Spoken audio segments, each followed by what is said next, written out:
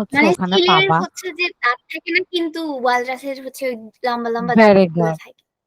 হ্যাঁ, এটাই শুধু জাস্ট পার্থক্য। তাহলে আর আমি শেয়ার করলাম না, ওটাই দেখাচ্ছি।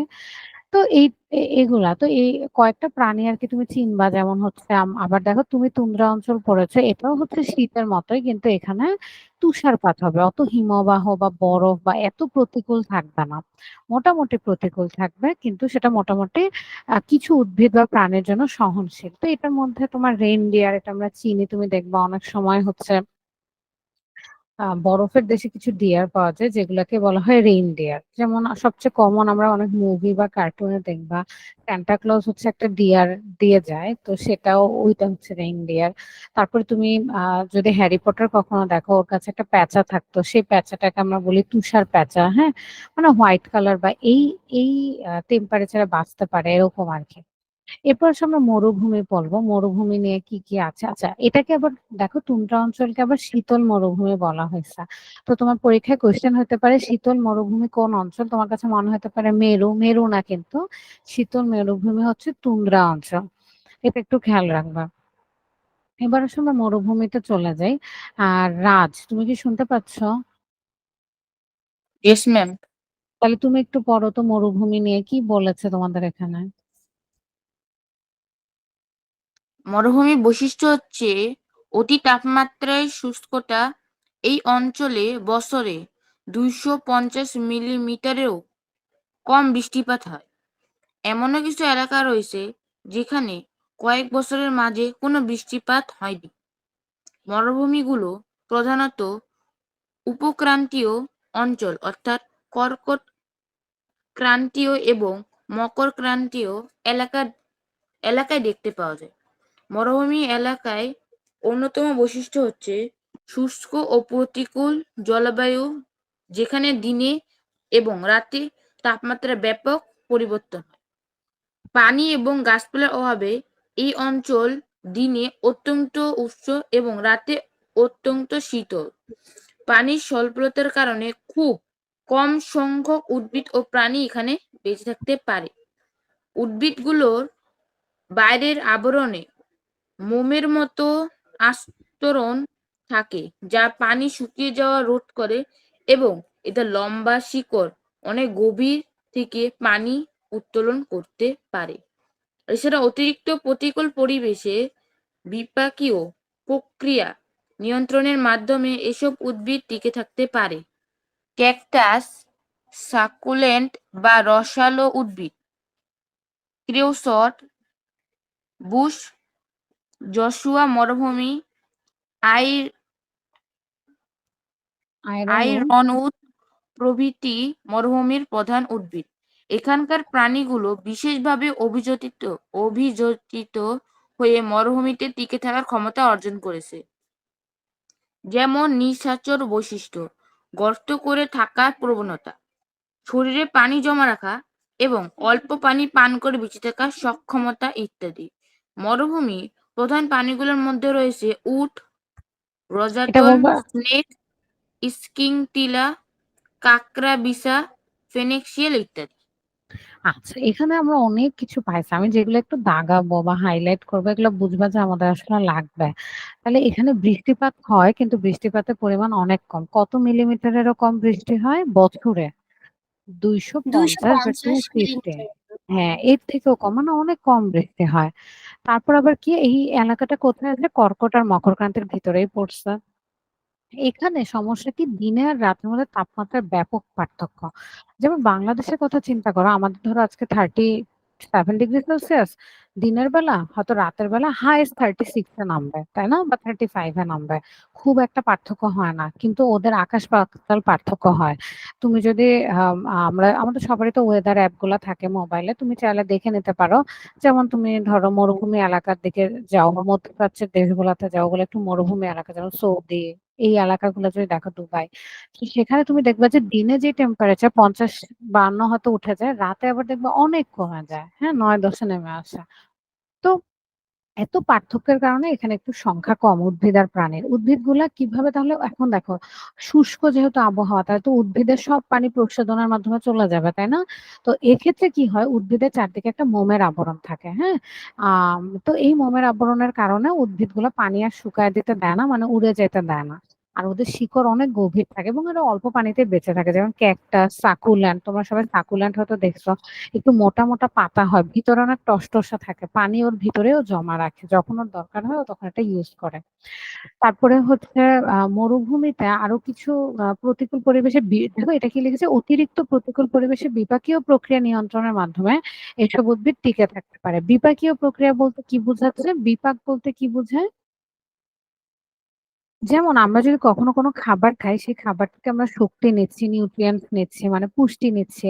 তারপর যেটা অবশিষ্টাংশ বা যেটা আমাদের হচ্ছে রেচন দরকার প্রক্রিয়া। নাই, রেচন, হ্যাঁ, তো সেটা আবার রেচন প্রক্রিয়ায় বের করে দিচ্ছি। রেচন কিন্তু আবার আলাদা। যেটা হচ্ছে আমাদের এই যে বর্জ্য পদার্থগুলোকে বাইরে বের করে দেওয়ার যে প্রক্রিয়াটা। কিন্তু বিপাক মানে কি? বিপাক মানে হচ্ছে এই যে আমরা যে একটা খাবার খাচ্ছি, এটাকে আরেকটাতে কনভার্ট করছে। যেমন আমি আজকে সকালে ধরো রূপান্তর। রুটি খাচ্ছি, হ্যাঁ? রূপান্তর, রাইট? এটাকে আমরা ইংলিশে কি বলি? মেটাবলিজম, হ্যাঁ? তো মেটাবলিজম মানে কি আমি কোন একটা খাবার খাচ্ছি সেটা থেকে আমার পুষ্টিটা আমি নিচ্ছি, বাকি অংশ আমার রেচনের মাধ্যমে বের হয়ে যাচ্ছে। এটাকে বলে বিপাক। এখন যার বিপাক বেশি হবে তার কিন্তু ক্ষুধা বেশি লাগবে এবং তার বডিতে পুষ্টিও বেশি থাকবে। ঠিক আছে? মনে করো আমার যদি বিপাক অনেক বেশি হয় আমি অল্প একটু খেলেই দেখবা যে আমার বডিতে অনেক পুষ্টি পাওয়া যাচ্ছে। আর যার বিপাকে একটু সমস্যা থাকবে সে দেখা যাবে অনেক খাইলেও তার বডিতে কখনো পুষ্টি হচ্ছে না। সে শুকনা আছে এখনো। তো এই অতিরিক্ত প্রতিকূল পরিবেশে যাতে আমাদের বেশি খাবার-দাবার না লাগে, পানি-টানি একটু কম লাগে, এর জন্য ওরা কি করে বিপাকটাকে নিয়ন্ত্রণ করতে পারে। ঠিক আছে? মানে মেটাবলিজমটা নিয়ন্ত্রণ করে। কারা? উদ্ভিদরা। তারপরে এখানকার প্রাণীগুলোও একটু অভিযোজিত হয়। অভিযোজন মানে কি কোপ আপ করা, তাই না? মানিয়ে নেয়া। কিভাবে খাপ মানিয়ে খাপ। নেয়? হ্যাঁ, যেমন হচ্ছে এত টেম্পারেচারে তো কেউ বাঁচতে পারে না বা এত চলাচল করা যায় না। তো এর জন্য নিশাচর বৈশিষ্ট্য। নিশাচর মানে কি? যারা কখন চলাচল মানে করে? হচ্ছে যারা রাতে হচ্ছে যে ভেরি গুড। রাতে চলাচল করে। সবকিছু রাতে করে। ঠিক আছে? তো নিশাচর বৈশিষ্ট্য হয়ে গেছে। গর্তে থাকে যাতে বেশি হিট-টিট বা এগুলা না লাগে। তারপর শরীরে পানি জমিয়ে রাখে। যেমন উট ও কিন্তু শরীরে পানি জমিয়ে রাখে। অল্প পানি পান করে এমন অনেক প্রাণী আছে। আচ্ছা এখানে দেখো একটা নাম লিখেছে। এটা আসলে র্যাটল স্নেক। তোমরা এটা সবাই দেখেছো হয়তো এবং এটা ভয়ংকর ব্যাপার কি জানো? এটা এখন বাংলাদেশের উত্তরবঙ্গেও দেখা যাচ্ছে। র্যাটল স্নেক এটার নাম শুনেছো? মানে এটা একটা সাপ। হ্যাঁ, নাম শুনেছে? কি হ্যাঁ, এটা খুব ভয়ংকর একটা সাপ। এটার সমস্যা কি? এটাকে চিনবা কিভাবে র্যাটল স্নেক? এটাকে কি কিভাবে? বাংলায় কোবরা বলে? না, না, কোবরা না। কোবরা আলাদা। কোবরা বাংলাদেশে অনেক আগেই হয়তো ছিল।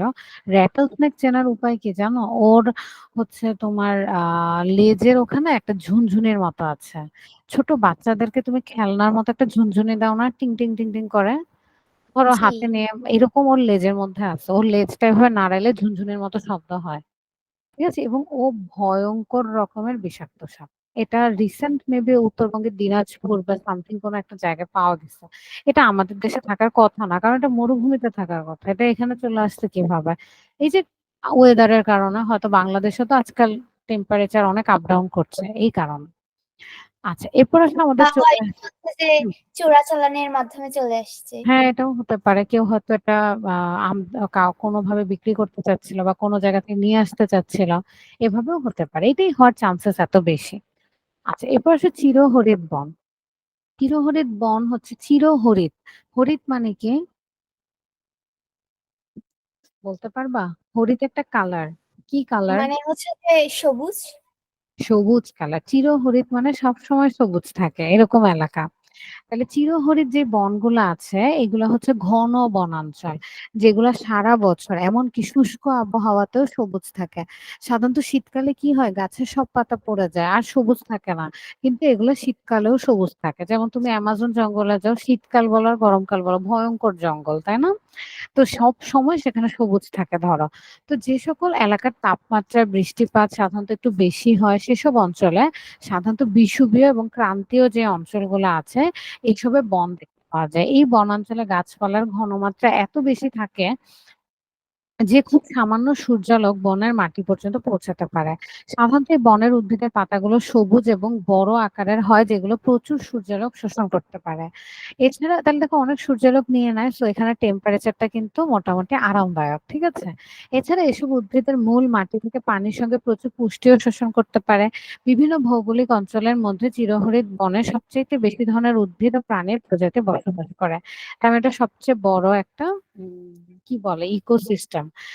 বিভিন্ন ভৌগোলিক অঞ্চলের মধ্যে চিরহরিৎ বনে সবচেয়ে বেশি এটা পারে, যেমন ইন্দোনেশিয়ার বনাঞ্চল, আফ্রিকার কঙ্গো বনাঞ্চল, দক্ষিণ আমেরিকার অ্যামাজন ইত্যাদি হচ্ছে চিরহরিৎ বন। অনেক সবুজ গাছপালা থাকার কারণে এই বনগুলো বায়ুমণ্ডল থেকে প্রচুর কার্বন ডাই অক্সাইড শোষণ করে এবং অক্সিজেন ছেড়ে দেয়। এটা তো গাছের সবচেয়ে মেইন বেনিফিট আমাদের, তাই না? ওরা কার্বন ডাই অক্সাইড গুলা শোষণ করে নিয়ে যায় আর আমাদের জন্য কি দেয়? অক্সিজেন দেয়। এই কিন্তু প্রসেসটাকে ভাইয়া কি বলে? অনেক গাছ তো হচ্ছে যে কার্বন ডাই অক্সাইড হচ্ছে যে মানে তৈরি করে, তাই করে তো? আর অক্সিজেন অক্সিজেন গ্রহণ নিয়ে করে। নেন। আচ্ছা, এটাও বলছি। হ্যাঁ, এটাই জিজ্ঞেস করতাম আরকি তোমাদেরকে। আচ্ছা, তাহলে আমাকে আগে বলো তো আদনি, এই যে কার্বন ডাই অক্সাইড শোষণ করে এবং অক্সিজেন ছেড়ে দেয়, এটা কি প্রসেস? মানে এই প্রক্রিয়াটার নাম কি? আহ এটা বলতে পারবো? হচ্ছে সালোক সংশ্লেষণ। ভেরি গুড, সালোক সংশ্লেষণ। রাজ ঠিক আছে, ওর কথা আদনি ঠিক বলেছে। আচ্ছা, রাজ মনে হয় মিউট করে আছে। তাহলে এটাকে আমরা বলি হচ্ছে সালোক সংশ্লেষণ। এটা দিয়ে ওরা খাবার তৈরি করে। আদনি, সালোক সংশ্লেষণের মেইন উদ্দেশ্য কি? খাবার তৈরি করা। সালোক মানে আলো আর সংশ্লেষণ মানে তৈরি করা, ফটোসিনথেসিস, তাই না? আলোর সাহায্যে তৈরি করা। তাহলে ওরা যখন আলোর সাহায্যে কোনো কিছু ওদের খাবার তৈরি করে, তখন তারা কার্বন ডাই অক্সাইড নেয় আর কি বের করে দেয়? অক্সিজেন বের করে দেয়। ঠিক আছে? জি এখন ম্যাম। আসো, ওরা যে খাবার তৈরি করছে সেটা তৈরি করে একটা জায়গায় স্টোর করে, একটা জায়গায় জমা রাখে। ওদেরও তো বিভিন্ন কাজ আছে, বিপাক আছে, তারপর মনে করো ফল উৎপাদনের কাজ আছে, আরো অনেক কাজ আছে। ওদের কাজে কি এই শক্তিটা দরকার না? এই এনার্জিটা দরকার না? তখন তারা এই এনার্জিটা ভেঙে কি করবে? শক্তি উৎপাদন করবে। এই যে আচ্ছা, এনার্জি শক্তি মানে খাবারটা ভেঙে ওরা সাধারণত কি ধরনের খাবার তৈরি করে? যেমন স্টার্চ বা গ্লুকোজ জাতীয় খাবার। এই খাবারটা ভেঙে ওরা আবার খাবার তৈরি করে, এনার্জি বা শক্তি তৈরি করে, যেটা দিয়ে ওরা বিভিন্ন কাজ করতে পারে। তুমি বলতে পারো আপু গাছ আবার কি কাজ করবে? এই যে ফটোসিনথেসিস করতেও, সালোক সংশ্লেষণ করতেও তো একটা শক্তির দরকার, যেটাকে আমরা বলি এটিপি। তারপর হচ্ছে মাটি থেকে পানি শোষণ বা হচ্ছে মিনারেলস বা খনিজ লবণ শোষণ, এগুলো করতেও তো তোমার শক্তি দরকার, তাই না? তুমি যেমন হাঁটতে বসতে আমার কথা বলতেও শক্তি দরকার। একটা মানুষ যখন অনেক অসুস্থ হয়ে যায় তখন সে একসময় দেখবে কথা বলা বন্ধ হয়ে যায়। তুমি বলতে পারো হয়তো তার সমস্যা হয়েছে মুখে, জিহবাতে। এরকম কিন্তু না, তার বডিতে আর কোনো এনার্জি থাকে না। ঠিক আছে? তুমি এমন কোনো মানুষকে দেখবা না যে সে হাঁটতে চলতে পারতেছে কিন্তু সে শক্তির অভাবে কথা বলতে পারতেছে না, এরকম হয় না। তো তোমার একটা ছোট কাজ করতেও তোমার শক্তি দরকার। তো ওই যেই রোগীটা অনেকদিন ধরে বিছানায় পড়ে আছে, সে তার শেষ শক্তিটুকু হারায় ফেলে কথা বলার। একসময় সে চোখ খোলারও শক্তি হারায় ফেলে। তো এইভাবে আস্তে আস্তে সে মারা যায়। সেম ভাবে গাছেরও তো শক্তি লাগবে। তো গাছ তো খাবার তৈরি করছে। তুমি বাসায় আজকে রান্না করছো কিন্তু তুমি যদি এটা না খাও তোমার গায়ে কি শক্তি আসবে? না ম্যাম। আসবে আসবে না। তাহলে এখন আমি কিভাবে শক্তিটা পাবো? এই পদ্ধতিটাকে বলে শ্বসন। এটার নাম জানি আমরা রেসপিরেশন। আমরা কি শ্বসন করি? জি ম্যাম। হ্যাঁ, আমরাও শ্বসন করি। তাহলে হ্যাঁ শ্বসনের আমরাও তো মাধ্যমে কি করি। হয়? আমরা যে খাবারটা আছে সেটাকে আমরা কি করি? অক্সিডেশন মানে জারিত করি বা ভেঙে ফেলি। সেটা ভেঙে আমরা কি করি? শক্তি উৎপাদন করি। তাহলে তুমি আজকে যদি দুপুরে ভাত খেয়ে থাকো, সেটা ভাঙতে হবে, ভেঙে শক্তি হতে হবে, তারপর তুমি কাজ করতে পারতেছো। ঠিক আছে? এটাকে বলে রেসপিরেশন। তুমি বলতে পারো আপু শ্বসন মানে তো আমরা জানতাম অক্সিজেন গ্রহণ আর কার্বন ডাই অক্সাইড ত্যাগ। হ্যাঁ, অক্সিজেন গ্রহণ করি দেখেই তো অক্সিজেন আমাদের খাবারটাকে জারিত করে বা ভেঙে ফেলে। আর সেই কাজ শেষে কি বের হয়ে যায়? কার্বন ডাই অক্সাইড বের হয়ে যায়। এখন এই সেম কাজটা গাছও করে। গাছেরও তো খাইতে হবে, হবে না? যদিও আমাদের থেকে কম খেতে হবে ওর, কারণ ওর কাজ কারবার একটু কম। ও তো আর অফিস করে না, ও তো আর হাঁটাচলা করে না, ওর কাজ একটু কম। সো ওরাও সাধারণত শ্বসন করে। তাহলে ওরা যখন শ্বসন করে ওরাও কি করে বলতো? অক্সিজেন গ্রহণ করে আর কি ছেড়ে দেয়? কার্বন ডাই অক্সাইড বাতাসে ছেড়ে দেয়। যেমন আপনি বললা এটা কিছু কিছু গাছ করে, এটা কিছু কিছু গাছ না, এটা পৃথিবীর সব গাছ করে। তাহলে পৃথিবীর সব গাছ দিনের আলোতে, সূর্যের আলোতে সালোক সংশ্লেষণ করে। আর অন্ধকারে মানে যখন সূর্যের আলো থাকে না, তখন সে শ্বসন করে। বুঝতে পারছো আপনি? ম্যাম অর্থাৎ ম্যাম রাতের বেলা যে অক্সিজেন শোষণ করে। হুম, অক্সিজেন শোষণ করে কার্বন ডাই অক্সাইড বের হয়। ম্যাম তার মানে শ্বসন। ম্যাম এই যে রাতের বেলা গাছের নিচে শোয়াটা ম্যাম খারাপ হয় না? ভেরি গুড রাজ, এটাই আমি ধরতে নিছিলাম। তোমরা কি কখনো এমন শুনছো যে অনেক বড় বট গাছ, অনেক বড় আম গাছ, জাম গাছ, এটার নিচে যাইতে না, এটার নিচে ভূত আছে রাত্রে বেলা, এরকম শুনছো না? ম্যাম শুনছিলাম। হ্যাঁ, এটার কারণ কি? এটার কারণ কিছুই না। এটার কারণ হচ্ছে, ধরো আমি কথা নাই বার্তা নাই, আমার খুব গরম লাগতেছে, কারেন্ট নাই টারেন্ট নাই, আমি একটা বড় বট গাছের নিচে যেয়ে শুয়ে আছি। তো আমি যখন একটা বড় বট গাছ তো অনেক বড় হয়, রাইট? তো জি ম্যাম, জি ম্যাম। আমি যখন একটা অনেক বড় বটগাছের নিচে যে শুয়ে থাকবো, ওর শ্বসন চলতে থাকবে রাত্রেবেলা। তো শ্বসন চলা মানে কি, কার্বন ডাই অক্সাইড উৎপন্ন হবে আর অক্সিজেন টেনে নিয়ে যাবে। ঠিক আছে না? হুম। উল্টাটা। তো তখন কি হবে, আমি যেখানে ঘুমাচ্ছি ওখানে এত কার্বন ডাই অক্সাইড বেড়ে যাবে এবং অক্সিজেন কমে যাবে, কারণ বটগাছ তো বিশাল। তো তখন আমার ওখানে সাফোকেশন হবে। আমি শ্বাস নিতে পারবো না। আমার মনে হবে আমাকে হয়তো ভূতে ধরছে বা আমি খুব ভয় পাবো। বাট আসলে এটা না। আসলে হচ্ছে কি, ওর নিচে থাকার কারণে কার্বন ডাই অক্সাইডটা আমাকে শ্বাস নিতে দেয় না। আমরা জানি কোথাও যখন আগুন লাগে, তখন কিন্তু মানুষ আগুনে পুড়ে যত না মারা যায়, তার চেয়ে বেশি শ্বাসরুদ্ধ হয়ে মারা যায়। কারণ সেখানে কার্বন ডাই অক্সাইডের পরিমাণ অনেক বেড়ে যায়। কার্বন ডাই অক্সাইড তো আর আমি শ্বাস নিতে পারবো না। সো এর জন্য আমরা মারা যাই। তো এটা ঠিক তোমার বড় গাছের নিচে এমন হবে। এখন তুমি যদি বলো না ম্যাম তুমি একটা ছোট প্রশ্ন গাছের আছে। নিচে। হ্যাঁ, বলো রাজ। আচ্ছা ম্যাম, গাছ কি অক্সিজেন বেশি ছাড়ে, মানে বেশি ত্যাগ করে? আচ্ছা, হ্যাঁ, এটা একটা ভালো কথা বলছো যে আচ্ছা তাহলে তো কোনো লাভই নাই। যা নিচ্ছে তা তো আবার নিজেই খেয়ে ফেলতেছে না? অক্সিজেন অক্সিজেন যা দিচ্ছে আবার সব নিজেই নিয়ে নিচ্ছে, তাই তো? এটাই তো বলতে চাচ্ছ? জি ম্যাম। হ্যাঁ, আচ্ছা, ভালো কথা বলছো। সো নরমালি হচ্ছে ফটোসিনথেসিসটা অনেক চলে। ঠিক আছে? ফটোসিনথেসিস হচ্ছে ওর জীবনের উদ্দেশ্য। তোমাদের জীবনে যেমন উদ্দেশ্য থাকে, ওদেরও প্লান্টের উদ্দেশ্য হচ্ছে ফটোসিনথেসিস করা, মানে সালোক সংশ্লেষণ করা। মানে কি বানানো? খালি অক্সিজেন বানানো। মনে রাখবা, ও ৬টা কার্বন ডাই অক্সাইড নিয়ে যায় এবং ৬টা অক্সিজেন ছাড়ে। তার মানে ৬ মোল তোমার পরিবেশ থেকে ওরা ৬টা কার্বন ডাই অক্সাইড নিয়ে যাবে সালোক সংশ্লেষণে, এবং কতটুকু বাইরে রিলিজ করবে? ৬ মোল অক্সিজেনে রিলিজ করবে। মানে এক্সাক্ট সেম অ্যামাউন্ট নিয়ে যাবে, সেম অ্যামাউন্ট রিলিজ করবে। কখন? সালোক সংশ্লেষণে। ঠিক আছে?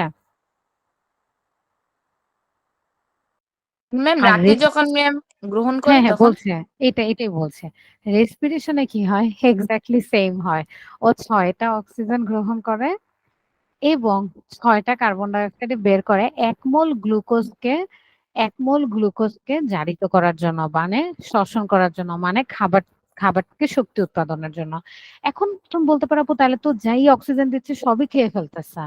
ঠিক আছে, ও সব খেয়ে ফেলতেছে কিন্তু ওর আসলে এত শক্তি লাগে না। যেমন ও মনে করো, জাস্ট আমি বললাম কি যে একটা একবার সালোক সংশ্লেষণের রিঅ্যাকশনে ৬টা অক্সিজেন তৈরি হয়। এভাবে ও সারা দিন ভর কি করতে থাকে? সালোক সংশ্লেষণ করতে থাকে। মনে করো ৬০,০০০ অক্সিজেন হলো সাপোজ, কিন্তু ওর রাতে বেশিক্ষণ রেসপিরেশন লাগে না, অল্প একটু লাগে। ধরো ১,০০০ অক্সিজেন সে আবার নিয়ে নিল, তাও তো আমাকে ৫,০০০ দিচ্ছে না? ম্যাম এটাই ম্যাম উত্তর এটাই পাইছি। এটাই জানতে চাচ্ছ? আচ্ছা, বুঝেছো। এখন আসলে আমি ছোট গাছের নিচে যদি রাত্রেবেলা শুই বা বারান্দায় শুই, তাহলে কিন্তু কোনো সমস্যা হবে না, কারণ ওটার পরিমাণ অনেক কম। সাধারণত বড় বড় গাছে ফটোসিনথেসিসও বেশি হয়, রেসপিরেশনও বেশি হয়, দুইটাই বেশি হয়। ক্লিয়ার এতটুকু? তা ম্যাম, হ্যাঁ। ম্যাম যদি আমি ছোট গাছের নিচে হ্যাঁ, ঘুমাই? ক্লিয়ার। আচ্ছা, হ্যাঁ, রাজ বলো। না ম্যাম, ম্যাম বট গাছের নিচে না ঘুমাই ম্যাম, কোনো ছোট গাছের নিচে ঘুমাইলাম। হ্যাঁ, কোনো সমস্যা হবে না। ওই অল্প একটু কার্বন ডাই অক্সাইডের জন্য তোমার কিছু হবে না। ওইটুকু কার্বন ডাই অক্সাইড আমাদের পরিবেশেই থাকে। আরেকটা কথা বলছো রাজ তুমি, যে ওরা কি একই অ্যামাউন্ট নেয় এবং দেয় কিনা। তুমি যদি ১ মোল গ্লুকোজ চিন্তা করো, ওরা খাবার তৈরি করে কি? গ্লুকোজ। ১ মোল গ্লুকোজ তৈরি করার সময় ওরা ৬ মোল অক্সিজেন ছাড়ে, মানে বাতাসে দেয়। আবার যখন ১ মোল গ্লুকোজকে ভেঙে শক্তি উৎপাদন করে, তখন ওই ৬ মোল অক্সিজেনই তারা আবার নিয়ে নেয়। ঠিক আছে? এর জন্য গাছকে যেন কি বলে কার্বন নিউট্রাল, মানে হচ্ছে ও যেই কার্বন দেয় ঠিক সেই কার্বন আবার নিয়েও নেয়। এটা আর কি ওর একটা কাজ। এটা তোমাদের পড়ার দরকার নাই, বাট এটা পরিবেশের একটা ভূমিকা আর কি। বাট এর মানে এই না যে গাছ আমাদের কোনো হেল্প করে না, গাছ কিন্তু হেল্প করে। গাছে ফটোসিনথেসিস বেশি হয়, রেসপিরেশন কম হয়। ঠিক আছে, এর জন্য তোমাদের বইয়ে বা তোমরা এই ব্যাপারটা সম্পর্কে একটু কম জানো। যেমন আমরা হয়তো ভাবি কিছু কিছু গাছে হয়, না সব গাছেই হয়। তুমি যদি যেমন আমরা অনেক সময় মানি প্লান্ট বা এই গাছগুলো পানিতে দেই, তুমি দেখবে ওখানে বুদবুদ তৈরি হয়, সাধারণত কার্বন ডাই অক্সাইড হয়, তখন ওই বুদবুদ গুলা দেখা যায়। হ্যাঁ, আচ্ছা এবার আসলে পার্বত্য অঞ্চল যাই। উপরে উল্লেখিত, আচ্ছা মনে রাখবা সালোক সংশ্লেষণ শ্বসন একসাথে চলে না। যেখানে দিনের আলো থাকে সেখানে কখনো শ্বসন হবে না, সেখানে শুধু সালোক সংশ্লেষণ হচ্ছে। আচ্ছা এবার আসো পার্বত্য অঞ্চল। উপরে উল্লেখিত অঞ্চলসমূহের উপরের অক্ষাংশের প্রভাব রয়েছে। তবে পার্বত্য অঞ্চল গঠিত হয় মূলত টেকটনিক প্লেটের ধাক্কার ফলে সৃষ্ট পর্বতের কারণে। আমরা কিছু প্লেটের উপর বসে আছি, হ্যাঁ, এই প্লেটগুলো যখন ধাক্কা খায় তখন কি হয় বলতো? কোন দুর্যোগ হয় পৃথিবীতে? ভূমিকম্প। ভূমিকম্প হয়। Very good. বাংলাদেশে এরকম একটা প্লেটের উপর আছে, একটা না হ্যাঁ, দুইটার ঠিক মাঝে আছে, এর জন্য সিলেটের উপর বাংলাদেশও। দিয়ে গেছে। হ্যাঁ, সিলেট। সিলেটের ভেরি গুড, সিলেটের পাগলা একটা জায়গা আছে ঠিক ওখানে পড়েছে মাঝখানটা। তো এর জন্য ওই জায়গাটা সবচেয়ে ভূমিকম্প প্রবণ। তো এরকম অনেক দেশ আছে, জাপান ভূমিকম্প প্রবণ, তার মানে এরা দেখা যায় ধাক্কাধাক্কি খায় তখন এরকম ভূমিকম্প হয়। তো পার্বত্য অঞ্চলের বৈশিষ্ট্য যথেষ্ট বৈচিত্র্যময় এবং প্রতিকূল। উচ্চতা ঢালের সাথে এখানে মাটি ও জলবায়ুর বৈশিষ্ট্য নির্ভর করে। অত্যধিক উচ্চতা, খাড়া ঢাল থাকার কারণে এই অঞ্চলে বিভিন্ন ছোট ছোট জলবায়ু অঞ্চল দেখতে পাওয়া যায়। জলবায়ু, ছোট ছোট জলবায়ু, ক্লাইমেট বলি জলবায়ুকে, যেহেতু ছোট জলবায়ু তাই এটাকে বলবো মাইক্রো ক্লাইমেট, যা বিভিন্ন ধরনের বিশেষ উদ্ভিদ ও প্রাণীর জীবন ধারণের সহায়ক। এখানকার উদ্ভিদের বৈশিষ্ট্য হচ্ছে তা পাথুরে মাটিতে জন্মাতে পারে, মানে পাথর থাকলেও দেখবা গাছ হইছে। আবার তাপমাত্রার প্রখর তারতম্য সহ্য করতে পারে, অনেক হিট হলেও সে বেঁচে থাকতে পারে। উদ্ভিদদের দেহে পানি সংরক্ষণও করতে পারে। প্রাণীদের বৈশিষ্ট্যের মধ্যে রয়েছে উঁচু ঢাল হয়ে উঠে সক্ষমতা, ঠান্ডায় গরম থাকার জন্য পুরু পশম, ঠান্ডা মাসগুলোতে শীত নিদ্রায় যাবার প্রবণতা, এগুলা। দেখবা যে ঠান্ডা মাসগুলোতে শীত নিদ্রা মানে কি, এটাকে আমরা অনেক সময় বলি হাইবারনেশনে চলে যায়, সুপ্তাবস্থায় চলে যায়। এইভাবে পুরো শীত পর্যন্ত সে সুপ্তাবস্থা থাকে, মানে কিছু খায় না দায় না, চুপচাপ থাকে।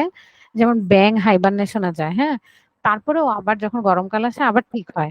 মানে যখন ওর জন্য অনুকূল তাপমাত্রা আসে তখন ও আবার ঠিক হয়ে যায়। ঠিক আছে, মানুষ কিন্তু হাইবারনেশনে যাইতে পারে না, মানে শীত নিদ্রায় যাইতে পারে না। তো পার্বত্য অঞ্চল হচ্ছে একটা ভ্যারিয়েশন। এখানে টেকটনিক প্লেটের ধাক্কায় আসলে পার্বত্য অঞ্চলটা তৈরি হয়েছে। এখানে তোমার অক্ষাংশের কোনো প্রভাব নাই সাধারণত, এবং এটা খুব ভ্যারিয়েশন, তাই না? গরমও পড়তেছে, ঠান্ডাও পড়তেছে। তারপরে হচ্ছে যে কোনো ধরনের উদ্ভিদ পাচ্ছ, আবার ঢাল পাচ্ছ, ছোট ছোট ক্লাইমেট পাচ্ছ, এরকম। ঠিক আছে, ক্লিয়ার? এরপর আসো দেখি আর কি জি কি ম্যাম, আছে। একদম ক্লিয়ার। আচ্ছা মোটামুটি সহজ, তাই না? এটা তোমরা পারবা। ভৌগোলিক হ্যাঁ, অনেক অঞ্চলের হ্যাঁ, অনেক সহজ একটা টপিক। ভৌগোলিক অঞ্চলের পরিবেশগত বিষয় ও মানুষের ভূমিকা। তো এটাও মোটামুটি সহজ, এটা করলেই মেবি আশা করি আমাদের শেষ হয়ে যাবে। Very good. তাহলে আসো এটা একটু পড়ি। বিভিন্ন ভৌগোলিক অঞ্চলের পরিবেশগত সমস্যার বিষয়গুলো মানে ইস্যু বিভিন্ন রকমের হয়, এবং সেখানে এসব সমস্যা তৈরি এবং সমাধান উভয় ক্ষেত্রেই গুরুত্বপূর্ণ ভূমিকা পালন করে। জলবায়ু পরিবর্তনের ফলে মেরু অঞ্চল এবং তুন্দ্রা অঞ্চলের উপর উল্লেখযোগ্য প্রভাব পড়ছে। এসব অঞ্চল বরফ গলে যাওয়ার কারণে সমুদ্রপৃষ্ঠের উচ্চতা বেড়ে যাচ্ছে, মেরু ভাল্লুক, তারপর রেইনডিয়ার প্রভৃতি পশুর আবাসস্থল কমে যাচ্ছে জলবায়ু পরিবর্তনের কারণে। এই সকল অঞ্চলে বন নিধন রোধ করতে হবে। কারণ গাছপালাই আসলে জলবায়ুটাকে যে জায়গা যেরকম ওভাবে সেটা রাখতে পারে। টেকসই উন্নয়নের মাধ্যমে গ্রিন হাউস গ্যাস নির্গমন কমানোর মাধ্যমে, যেমন সবচেয়ে কমন গ্রিন হাউস গ্যাস কোনটা? Carbon die oxide. ঠিক আছে, এগুলো তোমার কমাইতে হবে। এগুলা তাহলে এগুলা কমাবে কে? অনেক গাছ লাগাইতে হবে তোমার। এগুলো পরিবেশ রক্ষায় গুরুত্বপূর্ণ ভূমিকা রাখতে পারে। মনে রাখবে গ্রিন হাউস গ্যাসের কাজ কি? পরিবেশের তাপমাত্রা বাড়ায় দেয়া। কার্বন ডাই অক্সাইড কি করে জানো? অনেক হিট নিজের মধ্যে ধরে রাখে। তাহলে সূর্য থেকে যে তাপ আসে সেটাও ধরে রাখে। সো ও আবার পরিবেশে যেহেতু কার্বন ডাই অক্সাইড বেড়ে যাচ্ছে তাহলে আমার তাপমাত্রাও বেড়ে যাচ্ছে। এটাকে গ্রিন হাউস গ্যাস বলে। এরকম আরো অনেক গ্রিন হাউস গ্যাস আছে। মরুভূমিতে অতিরিক্ত পশুচারণ, তেল উত্তোলন ফলে মাটি ক্ষয় বৃদ্ধি পাচ্ছে, জীববৈচিত্র্য নষ্ট হচ্ছে। এগুলো একটু খেয়াল রাখতে হবে। টেকসই কৃষি ব্যবস্থা করতে হবে এবং সংরক্ষণ নীতির মাধ্যমে এ সকল সমস্যার সমাধান করা যেতে পারে। চিরহরিৎ বনগুলোতে অতিমাত্রায় বন নিধন জীববৈচিত্র্যের জন্য মারাত্মক হুমকির কারণ হয়ে দাঁড়িয়েছে। হ্যাঁ, তুমি যদি চিরহরিৎ জাস্ট গাছের জন্যই। এখন তুমি যদি গাছপালা কাইটা ফেলো সেটা কিন্তু হুমকি স্বরূপ হবে। ওরা ওই তাপমাত্রাটা নিতে পারবে না, বাঁচতে পারবে না। ওই পুরো ইকোসিস্টেমটা নষ্ট হয়ে যাবে। বনজ সম্পদ আহরণ কমাইতে হবে, সংরক্ষণ করতে হবে, টেকসই করতে হবে। বন ব্যবস্থাপনা চর্চার মাধ্যমে মানুষ এই বনগুলো রক্ষায় গুরুত্বপূর্ণ ভূমিকা পালন করতে পারে। পার্বত্য অঞ্চলসমূহে বিভিন্ন খনি থেকে প্রাকৃতিক সম্পদ আহরণ, বন নিধন এগুলোর কারণে মাটি ক্ষয় বৃদ্ধি পাচ্ছে, জীববৈচিত্র্য হ্রাস পাচ্ছে। বনায়ন কর্মসূচি, টেকসই পর্যটন ব্যবস্থাপনা। হ্যাঁ, দেখবে পার্বত্য অঞ্চলগুলা কক্সবাজার, তারপরে হচ্ছে খাগড়াছড়ি, বান্দরবন এগুলাতে এত বেশি পর্যটক যায় যে দেখা যায় ওখানে পরিবেশটাও কিন্তু ভারসাম্য হারাচ্ছে। ওখানে তুমি বিল্ডিং করতেছো, হোটেল করতেছো, সো এলাকাটা নষ্ট হচ্ছে। আগে এরকম ছিল না, তাই তো? সো এগুলোর মাধ্যমে এই অঞ্চলসমূহ সংরক্ষণ করা যেতে পারে। সো পর্যটন করো কিন্তু সেই পর্যটনটা কেমন হতে হবে? টেকসই পর্যটন ব্যবস্থাপনা থাকতে হবে। আমি যা চাই তাই করতে পারবো না। যেমন আমি প্লাস্টিক ব্যবহার করতে পারবো না। এই ব্যাপারগুলো দেখার জন্য কারো থাকতে হবে। এরকম আরকি। তারপর হচ্ছে মোট কথা টেকসই উন্নয়ন, অনুশীলন এবং সংরক্ষণ প্রচেষ্টার মাধ্যমে পরিবেশগত সমস্যাগুলোর মোকাবেলা সমস্ত অঞ্চলের মানুষের ভূমিকা রয়েছে। আমাদের উচিত পরিবেশের উপর মানুষের বিভিন্ন ক্ষতিকর প্রভাব শনাক্ত করে সেগুলো সমাধানের মাধ্যমে ভবিষ্যৎ প্রজন্মের জন্য পরিবেশ সম্পদ সংরক্ষণ করা। তাহলে আমাদের একটা সহজ চ্যাপ্টার শেষ হয়ে গেছে। ভৌগোলিক স্থানাঙ্ক, স্থানিক সময় এবং অঞ্চল সমূহ। তোমাদের কারো কোনো ডাউট থাকলে, কোনো কোয়েশ্চেন থাকলে আমরা এখান থেকে করতে পারি। নাহলে আমরা নতুন চ্যাপ্টার আজকেই শুরু করব। আমরা 11 শেষ করলাম। আর এখান থেকে শেষ করছি সেদিন অধ্যায় ৩ তো আগেই করছো তোমরা। কোষ বিভাজনটা আমরা শেষ করছি, তাই না? মানে আমি আরকি পড়ায় দিছি। জি ম্যাম। এরপর আমাকে কে যেন বলছিল, রাজই মনে হয়। রাজ কোন চ্যাপ্টার যেন শুরু করতে বলছিল? ম্যাম ৬। ৬। আপনি তোমার কোনো আপত্তি আছে ৬? না ম্যাম। আচ্ছা, তাহলে আসো আমরা আজকে ৬ চ্যাপ্টার শুরু করি। তোমরা সবাই হচ্ছে অধ্যায় 11টা পড়বা। এই অধ্যায় 11র তেমন কোনো আ পরীক্ষা আসলে দেয়ার মতো নাই। বাট আমরা এমসিকিউ দিতে পারি, তাই না? নাকি? আচ্ছা, এমসিকিউ, সিকিউ ২ টারই প্রিপারেশন নিয়ে এসো, ছোট প্রশ্নেরও। আমি হচ্ছে তোমাদের নেক্সট ক্লাসে এটার উপর একটা পরীক্ষা নেব। পারবা না? হ্যাঁ ম্যাম, পারবো। আচ্ছা, ঠিক আছে। এমসিকিউ দেয়ারই বেশি ট্রাই করব। কারণ এটা থেকে আসলে ছোট ওটা তো প্রশ্ন ম্যাম আসতে শুধু পারে। মুখস্থ করবো হওয়ার মুখস্থ এর জন্য। হ্যাঁ, এর জন্য আমি আরকি এটা দিতে চাচ্ছি। আর তোমাদেরকে সিকিউ দিলে দেখা যাবে তোমরা হয়তো বই দেখে লিখে ফেলতেছো। কারণ এখানে বানানোর কিছু নাই। তো হয়তো একটু টাইম দিয়ে হ্যাঁ। ১টা ২টা বানাতে পারবো। আচ্ছা, এবার আপনি আসলে তার চেয়ে বরং ম্যাথ জাতীয় কিছু যদি দিতেন সিকিউ হিসেবে। হ্যাঁ, সিকিউ হিসেবে ওগুলা যে টাইমের সাথে রিলেট করা বা তোমাদের মতামত জানতে চাওয়া যে এই ব্যাপারে তোমরা মতামত দিবা, কিভাবে পরিবেশ সংরক্ষণ করতে পারবা। এরকম টাইপস এর কিছু কোয়েশ্চেন আমরা হয়তো দিতে পারি, তাই না? বা আন্তর্জাতিক তারিখ রেখার কি ইউজ করতেছো তুমি, কিভাবে ইউজ করতেছো? এগুলা মানে তোমাদের থেকে জানতে চাই এমন প্রশ্ন দিতে পারবো, তাই তো? আচ্ছা, কে প্রেজেন্ট আছো তোমরা? তোমরা আছো হচ্ছে আদনি এবং রাজ। তোমরা তাহলে এটা সবাইকে একটু বলে দিবা যারা আরকি তোমার বন্ধু-বান্ধব আছে তাদেরকে যে নেক্সট ক্লাসে এটা পড়ে আসতে, হ্যাঁ? আর অবশ্যই হচ্ছে অ্যাবসেন্ট দিতে না। হুম? হচ্ছে যেটা এখনই শেষ করলাম হচ্ছে ওটা এর পরে পরবর্তী ক্লাসে হচ্ছে যে এক্সাম হবে। এক্সাম হবে। রাজ পারবা না? Yes ma'am. আচ্ছা, ঠিক আছে। আসো আমরা তরঙ্গ আর শব্দ পড়ি। আর তোমরা যদি আগে যেমন রাজ আগের এক্সামটা দাও নাই, এমসিকিউটা চাইলে আমার থেকে দিতে পারো। তুমি আমাকে স্কুলেতে নক দিও। আমি হচ্ছে তোমাকে লিংকটা দিয়ে দেব। তুমি ওখান থেকে এক্সামটা দিয়ে নিবা। তাহলে আমি তোমার মার্কসটা আপডেট করে দিতে পারবো। আচ্ছা, তরঙ্গ আর শব্দ এই চ্যাপ্টারটা শুরু করি, হ্যাঁ? 65 পৃষ্ঠা। ম্যাম মানে কখন? আ তুমি দিও, তুমি সময় করে আমাকে নেক্সট ক্লাসেই দিও তাহলে। বা আজকে চাইলেও ক্লাস শেষে আমাকে একটু নক দিও। ম্যাম ক্লাস শেষে দিন। আচ্ছা, ঠিক আছে। আসলে তরঙ্গ আর শব্দটা ফিজিক্সের একটা চ্যাপ্টার। ফার্স্ট আমরা একটু তরঙ্গ নিয়ে পড়াশোনা করি নিজেদের মধ্যে। কে কি জানো তরঙ্গ? একটা করে এক্সাম্পল দাও তো দেখি, বা কি জানো যা মন চায়। তরঙ্গ বলার পরে তোমাদের মাথায় কার কি এসেছে শুনি? আহ যেমন হচ্ছে শব্দ তরঙ্গ, তারপরে হচ্ছে তরঙ্গ অর্থ হচ্ছে মানে আহ ম্যাম আমার কাছে যখন একটা উদাহরণ আছে। হ্যাঁ বলো, রাজ বলো। ম্যাম যেমন ম্যাম আমরা যদি পুকুরে ম্যাম কোনো পাথর ফিকি বা যে কোনো জিনিসকে হ্যাঁ, ফিকি ম্যাম, ওখানে ম্যাম একটা ঢেউয়ের মতো সৃষ্টি হয়। গুড। আচ্ছা, দুজনেরটাই ঠিক আছে। একজনের মাথায় আসছে শব্দ তরঙ্গ, একজনের মাথায় আসছে পানির তরঙ্গ। এবং মজার ব্যাপার, আমার এই দুইটাই লাগবে। Very good. আচ্ছা, তো আসো, যেমন আমি আগে রাজেরটা শুরু করবো, এটা একটু সহজ তরঙ্গ। যেমন অবস্থা ঢেউ, ঢেউ মানে কি একবার সেটা উপরে উঠবে একবার সেটা নিচে নামবে, এরকম হবে না? এখন তোমরা বলতে পারো, "আপু, কিসের নিচে নামবে?" মনে করো এটা একটা পুকুরও বললো, হ্যাঁ, তো পুকুরের যে পানির লেভেলটা থাকে, ধরো পানিটা শান্ত আছে, এটাকে তুমি একটা অক্ষ চিন্তা করো, এক্স অক্ষ, হ্যাঁ, এটাকে ওয়াই অক্ষ চিন্তা করো। এবার আছে, তুমি যখন এখানে পাথর মারবা তখন কি হবে, পানিটা এই অক্ষের একবার উপরে উঠে যাবে, একবার নিচে নেমে যাবে, তারপর আবার উপরে উঠে যাবে, আবার নিচে নেমে যাবে। এটাই বুঝাইতে চাচ্ছো না, রাজ? ম্যাম এটা হচ্ছে ওই যে আমরা যখন ফোনে ওই রেকর্ডারে যাই, তখন হচ্ছে যে ওই আমাদের যখন ভয়েসটা এরকম হয়ে যায়। হুম হুম।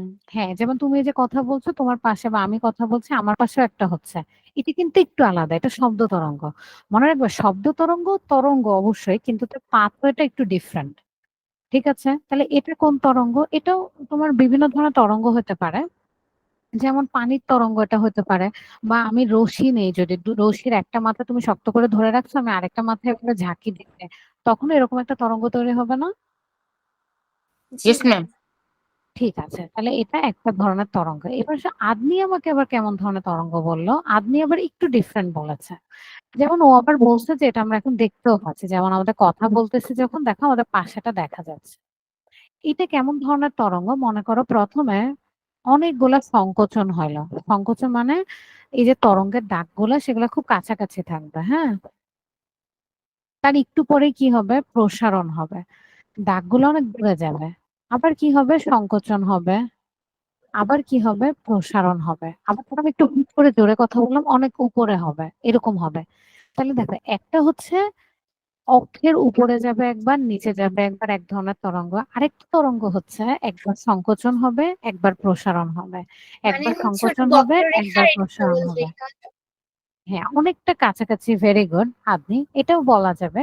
তো এটার এক্সাম্পল আমরা যদি ডেইলি লাইফে দেখতে চাই, যেমন তুমি বলতে পারবো শব্দ তরঙ্গ, ঠিক আছে, কিন্তু শব্দ তরঙ্গ তো আমি দেখতে পাচ্ছি না। তো এরকম কি দেখার কোনো এক্সাম্পল আছে? হ্যাঁ, ম্যাম তোমরা কি কেউ? স্প্রিং। স্প্রিং আছে, ভেরি গুড। আরো আছে, যেমন কেঁচো। তোমরা কি কেঁচোকে কখনো হাঁটতে দেখছো? জি ম্যাম। হ্যাঁ, ও কি ম্যাম করে বলো তো? প্রথমে একটা জায়গায় সংকুচিত করে, তারপর আবার সামনে আগায়, তারপর আবার তারপর সংকুচিত করে, আবার প্রসারিত করে, এভাবে এভাবে হাঁটে না কেঁচো? হ্যাঁ, সাপও এটা তো অনু। সাপ কিন্তু এমন না। সাপ তো এরকম মনে করো এঁকে দৌড় দেয়, বেঁকেই চলে। এঁকে বেঁকে দৌড় দেয়, হ্যাঁ, কিন্তু কেঁচো কিরকম হয়, এরকম উঁচু করে প্রথমে স্প্রিং এর মতো, হ্যাঁ, এরকম উঁচু হয় জায়গাটা, তারপর কি হয়, এভাবে সামনে আগায় যায়, তারপর আবার আরেকটা জায়গায় উঁচু হয়, আবার সামনে আগায় যায়। ঠিক আছে, তোমরা কেঁচোটাকে আর কি দেখবা। তো এত কথা না বলে আমরা এখানে যাই, তাহলে আমরা কোন টপিকটা নিয়ে কথা বলছি? তরঙ্গের প্রকারভেদ। তাহলে আমরা যদি এই টপিকটাই সবার আগে শুরু করে ফেলছি, বা তোমরা আমাকে একটু এক্সাম্পল দিছো দুইজনই, এই যে কে যেন আবার একটু স্প্রিং এরও আবার মাত্র একটা এক্সাম্পল দিলা। তো দুই ধরনের তরঙ্গ আমরা দেখবো। এই যে দেখো, একজন যেমন রাজ প্রথমে এই ধরনের তরঙ্গের কথা বলছে, আদনি আবার এই ধরনের তরঙ্গের কথা বলছে। তো এই দুই ধরনের তরঙ্গের নাম কি? একটাকে আমরা বলবো হচ্ছে অনুদৈর্ঘ্য, আরেকটাকে আমরা বলবো আরেকটা অনুপ্রস্থ। অনুপ্রস্থ। Very good. তাহলে আসলে অনুপ্রস্থ কোনটা বুঝতেই পারতেছো। একটা তরঙ্গের মাধ্যম যখন তরঙ্গের দিকে স্পন্দিত হয়ে এগিয়ে যায় তখন তাকে অনুদৈর্ঘ্য বলে। আচ্ছা, তাহলে কি বলছে, মাধ্যম এবং তরঙ্গের দিকে এগিয়ে যাচ্ছে, তরঙ্গের মাধ্যম এবং তরঙ্গের সঙ্গে যদি লম্বভাবে স্পন্দিত হয়ে এগিয়ে যায় তখন অনুপ্রস্থ বলে। কিছু বুঝতেছি না, তাই না? কি বলতেছে একটু নর্মালি চিন্তা করো। বলছে কি, তরঙ্গটা আগাচ্ছে কোন দিকে বলো তো? এই যে যেমন এই রশিটাই চিন্তা করো, তরঙ্গটা বাম থেকে ডানে যাচ্ছে না তুমি যখন রশিটা নাড়া দিচ্ছ? ম্যাম মানে নির্দিষ্ট একদিকে।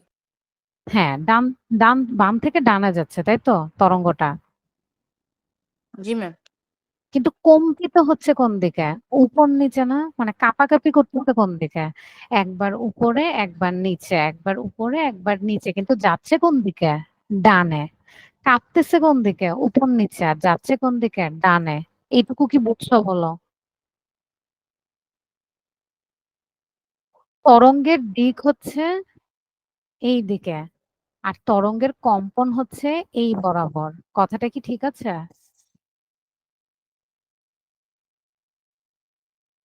জি হুম? ম্যাম। এইটাকে বলো ওদের মধ্যবর্তী কোণ কত? তরঙ্গের দিক এবং কম্পনের মধ্যবর্তী কোণ কত? 90 ডিগ্রি। 90 ডিগ্রি। এটাকে বলবো অনুপ্রস্থ।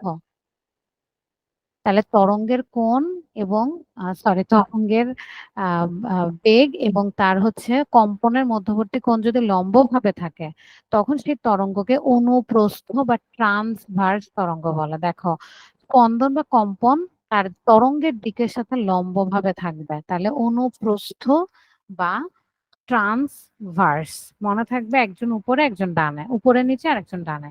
আর এবার আপনি আমাকে যে এক্সাম্পলটা দিছ, সেটা তরঙ্গ যাচ্ছে কোন দিকে? এই দিকে। কম্পিত হচ্ছে হুম। ম্যাম কোন মানে দিকে? ম্যাম সমান্তরালে সোজা। সমান্তরালে। ওদের মধ্যবর্তী কোণ 0 ডিগ্রি না? 0, হ্যাঁ। হ্যাঁ, তুমি বলতে পারো ডিরেকশন আলাদা। হ্যাঁ, দিক আলাদা হতে পারে। যেমন আমার তরঙ্গটা যাচ্ছে ডানে, কিন্তু ও কম্পিত হচ্ছে বামে ডানে বামে ডানে। ও যেমন কম্পিত হচ্ছিল উপর নিচে, ও হচ্ছে ডানে বামে কম্পিত হচ্ছে। কম্পিত যেভাবেই হোক, কিন্তু তাদের মানে তাদের লাইন গুলা কিভাবে আছে বলতো? সমান্তরালে আছে। এবং এটা 0 ডিগ্রি কোণ তৈরি করছে। এটা বলা লাগবে না, বলতে হবে একই দিকে। তাহলে আমি ডেফিনেশনটা কি দিব? যদি তরঙ্গ প্রবাহের দিক এবং হচ্ছে তাদের কম্পন একই দিকে হয়, তখন সেটাকে তুমি কি বলবা? অনুদৈর্ঘ্য। মানে দৈর্ঘ্য চিন্তা করবা, নামটা মনে রাখবা। এবং এটাকে আমরা কি বলি জানো? লংগিটিউডানাল। ইংলিশে বলবো হচ্ছে লংগিটিউডানাল ওয়েভ। তাহলে এই তরঙ্গটাকে বলবো লংগিটিউডিনাল ওয়েভ। ক্লিয়ার এতটুকু? বুঝছো দুইজন? দুইটা এক্সাম্পল দিছিলা ইয়েস তোমরা, ম্যাম। জি এবং ম্যাম। মজার ব্যাপার দুইজন দুই ধরনের এক্সাম্পল দিছো। ভেরি গুড, আমার জন্য অনেক সুবিধা হয়েছে। এবারে আমরা একটু কম্পন, স্পন্দন এগুলা নিয়ে পড়াশোনা করে তরঙ্গের ধারণাতে যাই, তারপরে আমরা ওই প্রকারভেদ গুলো আরো ডিটেলসে পড়তে পারবো। আসলে ফার্স্টে আমরা একটু শিখি হচ্ছে সরল স্পন্দন গতি। স্পন্দন গতিটা যেন কি বলতো, বা সরল স্পন্দন গতিটা কি, তোমরা কি জানো? জি ম্যাম, এই স্পন্দন গতি হচ্ছে যে মানে সময়ের সাথে সাথে মানে এটার হচ্ছে যে সবচেয়ে বড় একটা উদাহরণ হচ্ছে যে ঘড়ির যে নিচে যে আহ পেন্ডুলাম, তাই না? হ্যাঁ, ওই দোলক। ম্যাম আমি বলি সংজ্ঞা। ওটা। হ্যাঁ, ঠিক আছে। আচ্ছা, একজন একজন করে। আপনি তোমারটা ঠিক আছে, তুমি দোলকের কথা বলছো। হ্যাঁ, এবার সংজ্ঞা বলো, রাজ বলো। যদি গতিশীল কোনো বস্তু তার গতিকালের অর্ধেক সময় একদিকে এবং বাকি অর্ধেক সময় তার পূর্ব গতির বিপরীত দিকে চলে, তাহলে সেই বস্তুর গতিকে আমরা সরল স্পন্দন গতি বলতে পারি। আচ্ছা, ভেরি গুড। এটা তো একদম ভালো ডেফিনেশন হয়ে গেছে। যেমন আমি যদি একটা এক্সাম্পল দিই, আমি দোলনা খাচ্ছি, তোমরা আমাকে দোলনায় ধাক্কা দিচ্ছ। একবার আমি সামনে যাচ্ছি, আবার বাকি অর্ধেক সময় আমি পিছে যাচ্ছি, তাই না? তো এটা কি একটা সরল স্পন্দন গতির এক্সাম্পল হতে পারে? Yes ma'am. হ্যাঁ, আপনি একটা এক্সাম্পল দিচ্ছে দোলক। যেমন হচ্ছে ওই যে ঘড়ি দেখবে, বড় কিছু গ্র্যান্ডফাদার ক্লক থাকে, অনেক বড় বড় ঘড়ি থাকে, ওটার নিচে একটা পেন্ডুলাম থাকে, একা একা এরকম দুলতে থাকে। ওটাও একটা এক্সাম্পল অফ সরল স্পন্দন গতি বা পিরিয়ডিক। আমরা অনেক সময় পর্যায়বৃত্ত গতিও পড়বো। তো দেখো, আগের শ্রেণীতে একটা বিশেষ ধরনের গতির কথা জেনেছো তোমরা, যেটা নাম হচ্ছে পর্যায়বৃত্ত গতি, যেটাকে বলে পিরিয়ডিক মোশন। পিরিয়ডিক মোশন আবার একটু ডিফারেন্ট ফ্রম সরল স্পন্দন গতি। কেউ কি বলতে পারবা পর্যায়বৃত্ত গতি এবং সরল স্পন্দন গতির পার্থক্যটা কোথায়? ম্যাম আমি বলতে পারি। হ্যাঁ, বলো রাজ। ম্যাম যেমন ম্যাম যে সরল স্পন্দন যে গতিটা ম্যাম, ওটা ম্যাম সামনে পিছনের দিকে যায়। আর হ্যাঁ, ম্যাম এই যে পর্যায়বৃত্ত। পর্যাবৃত্ত ম্যাম শুধুমাত্র একদিকেই চলতে থাকে। আর এক ভেরি এক গুড। একটি নির্দিষ্ট সময় পর পর অতিক্রম করে। একটা বিন্দুকে অতিক্রম করে, যেমন যেমন আদনি আদনি বলবা। আচ্ছা রাজ, ভেরি গুড, অনেক ভালো ম্যাম পারছো। ঘড়ির কাঁটা। এই যে এটাই বলতে নিছি। আপনি বলো তো, ঘড়ির তুমি যেমন এক্সাম্পল দিলা, তুমি আমাকে বললা ঘড়ির পেন্ডুলাম মানে দোলক। আর ঘড়ির কাঁটা যদি হয়, সেটা কি হবে? পর্যায়বৃত্ত গতি হবে? হ্যাঁ। হ্যাঁ, সেটা পর্যায়বৃত্ত গতি। তারপর হচ্ছে সাইকেলের চাকা। সাইকেলের চাকা, ভেরি গুড।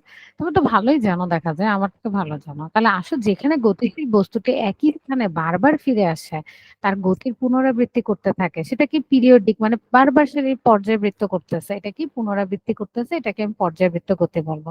পর্যায়বৃত্ত লিখেছে তোমাদের বই, পর্যায়বৃত্ত গতি বলবো। সুতায় বেঁধে একটা পাথরকে ডানে বাঁয়ে দুলতে দিলে সেটি হবে পর্যায়বৃত্ত গতির একটি উদাহরণ।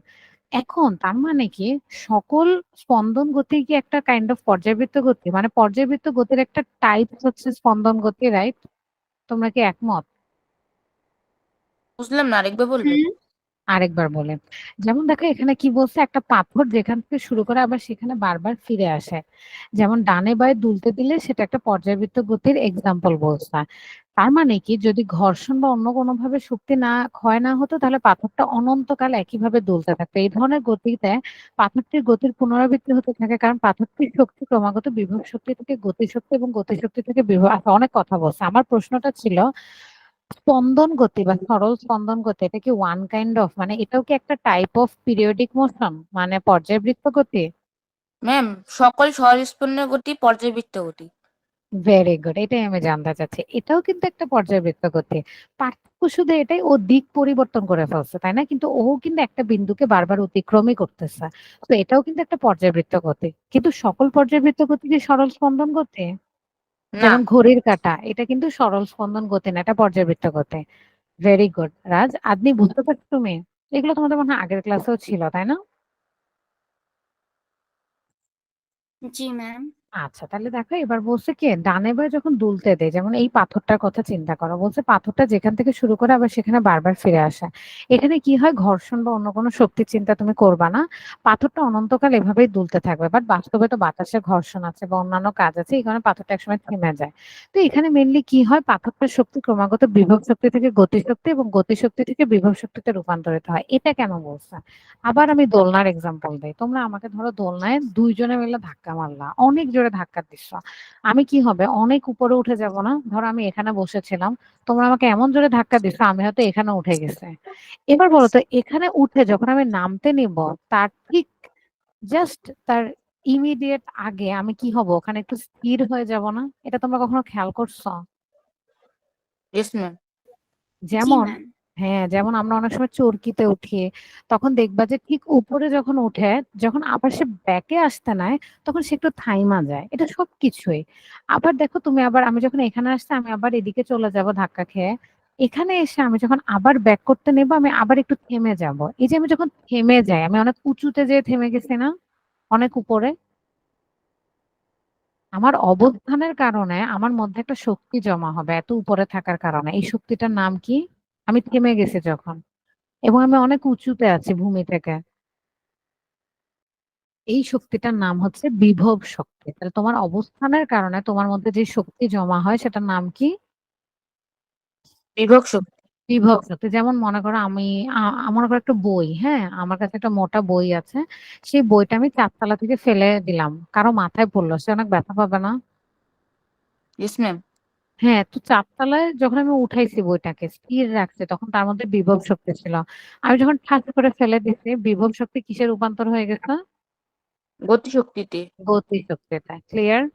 এখানেও ঠিক এটাই। আমি যখন ওই যে উপরে উঠে গেছি, আমার বিভব শক্তি হয়েছে। আবার যখন আমি নামতেছি গতিশক্তি হয়েছে। উঠার সময় আবার গতিশক্তি হয়েছে। বারবার খালি রূপান্তরিত হচ্ছে। প্রথমে পাথরটা ঝুলিয়ে দেওয়ার পর সেটা স্থির অবস্থায় ছিল। এটাকে আমরা বলবো সাম্যাবস্থা।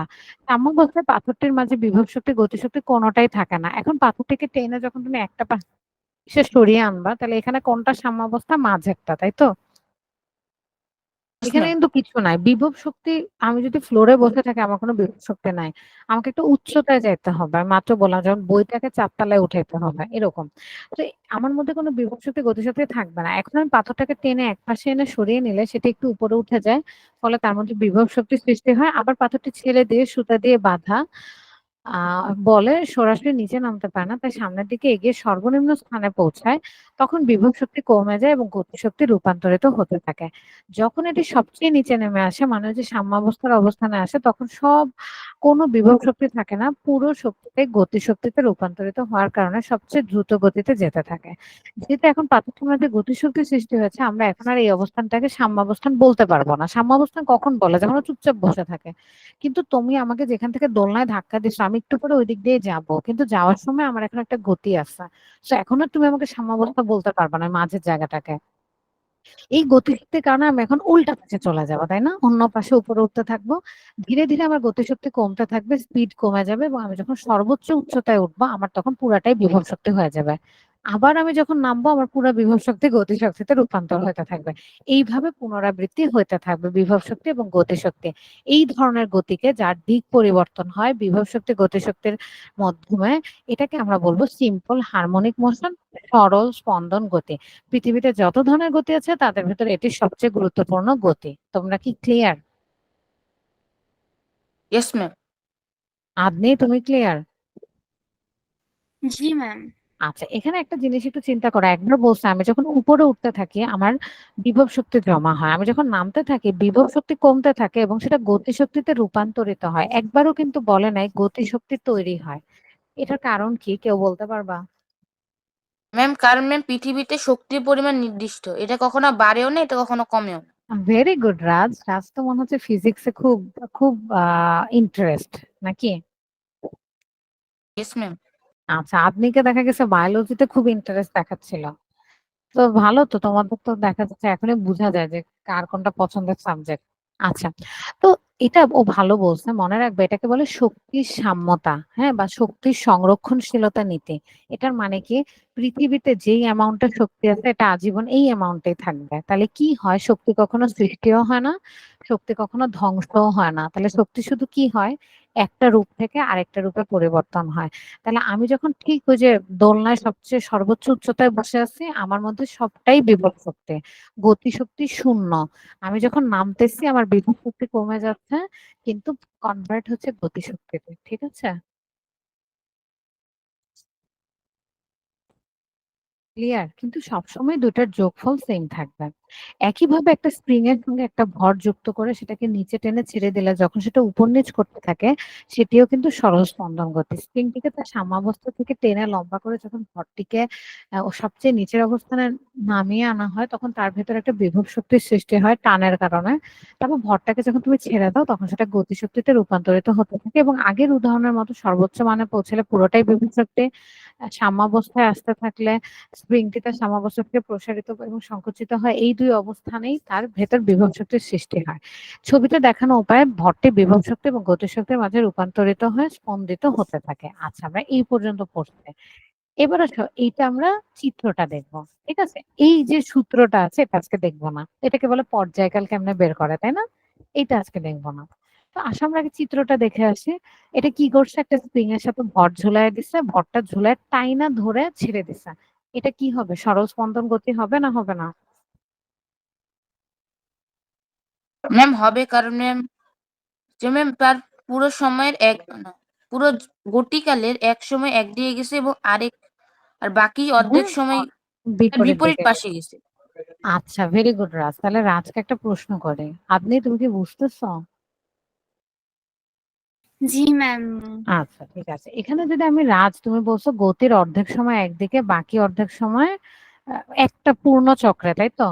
একটা পূর্ণ চক্র করার সময় তাহলে বলতে পারবা এখানে কোন জায়গাতে একটা গতি সম্পন্ন হয়েছে? ১ ২ ৩ ৪ ৫ একই সে শুরু করছে, তাই না? মানে ২ থেকে আসলে ১ থেকে শুরু করছে। ১ হচ্ছে তার সাম্যাবস্থা ছিল।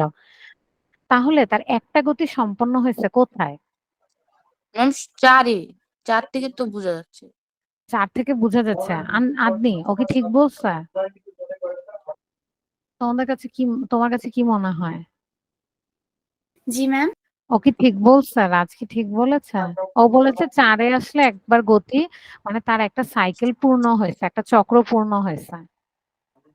ম্যাম আমার একটু ভুল আছে। হ্যাঁ। হ্যাঁ, রাজ ভুল আছে। কি ভুল বলো? ম্যাম মানে ম্যাম উপরেরটা দেখিনি ম্যাম, সম্ভবত পাস। আচ্ছা, ঠিক আছে। আমি দুজনকেই দেখায় দেই। মনে করো আমি শুরু করি, হ্যাঁ? আমি গতির দিকটা দেখাই। এটা হচ্ছে আমার সাম্যাবস্থা। এটা হচ্ছে আমার সাম্যাবস্থা। এখন আমি ওকে নিচে টেনে ধরছি। ঠিক আছে? এখান থেকে শুরু হয়েছে। সে উপরে উঠছে, আরো উপরে উঠছে। এটা সর্বোচ্চ অবস্থান, তাই না? তাহলে কি 5? এরপর সে নিচে নামছে। এই যে তারপর 8, বলতেছে। ম্যাম 8 হচ্ছে সমান। আচ্ছা, আরেকটু ওয়েট করে। হ্যাঁ, নিচে নামছে। কিন্তু নিচে দেখো হচ্ছে নামার সময় এটা সাম্যাবস্থার বরাবর এখনো আসে নাই, তাই না? আচ্ছা। তো তার হ্যাঁ, গতি এখনো আসছে। সে আরো নিচে নামছে, সবচেয়ে নিচে নামছে। তারপর সে আবার উপরে উঠতেছে, আবার উপরে উঠতেছে, আবার সর্বোচ্চ অবস্থানে উঠবে। এটাই তো তার কাজ, নাকি? জি। তাহলে তুমি যখন ১ম জায়গাটা দেখছো সেটা ছিল তার স্থিতাবস্থা মানে সাম্যাবস্থা। তুমি যখন তাকে নিচে নামায় আনছো তখন তার বিভব শক্তি জমা হইছে। এবার যখন তুমি তাকে ছেড়ে দিছো স্পন্দন শুরু হইছে। ১ম এ বিভব শক্তি গতি শক্তিতে রূপান্তরিত হইছে, স্প্রিংটাকে সংকুচিত করছে, বিভব শক্তিতে রূপান্তরিত হইছে। আবার বিভব শক্তি গতি শক্তিতে রূপান্তরিত হইছে। এভাবেই তো চলতেছে। এইটুকু কি বুঝছো আগে বলো? এখানে কি ঘটছে এই জিনিসটা বুঝতে পারছো কিনা? Yes ma'am. আচ্ছা, ঠিক জি আছে। ম্যাম। আচ্ছা, এই জিনিসটা যদি বুঝে থাকো তাহলে আমরা কি দশা সম্পর্কে কোনো আইডিয়া আছে? দশা, এটা কি কখনো শুনছো? একই দশায় আছে, এরকম নাম শুনছো কখনো? ম্যাম অ্যাকচুয়ালি না। আচ্ছা, ম্যাম ঠিক আছে। চাঁদের দশা শুনছি। আচ্ছা, ঠিক আছে, তোমরা হয়তো ওই পর্যন্ত এখনো পড়ো নাই। আচ্ছা, বাট আপনি চাঁদের দশা কি বলো তো আমাকে? চাঁদের দশা হচ্ছে ওই চাঁদ যে পূর্ণ পূর্ণ ও থেকে যে হ্যাঁ, হ্যাঁ, ধীরে হ্যাঁ, ধীরে ঠিক অর্ধ আছে, ভেরি গুড। দিকে করে এটা তো তুমি জানো দশা। দশা মানে হচ্ছে ওরা একই অবস্থায় কখন আসবে। যেমন ধরো আপনি চাঁদের পূর্ণ দশা কি পূর্ণিমা, তাই তো? ধরো ফুল মুন হয়ে গেছে। হ্যাঁ, আবার কবে এই দশায় আসবে আমরা জিজ্ঞেস করতে পারি না তোমাকে? জি। ম্যাম হ্যাঁ, পুনরাবৃত্তি ওটা বলতেছে। বুঝি না, আবার বলো।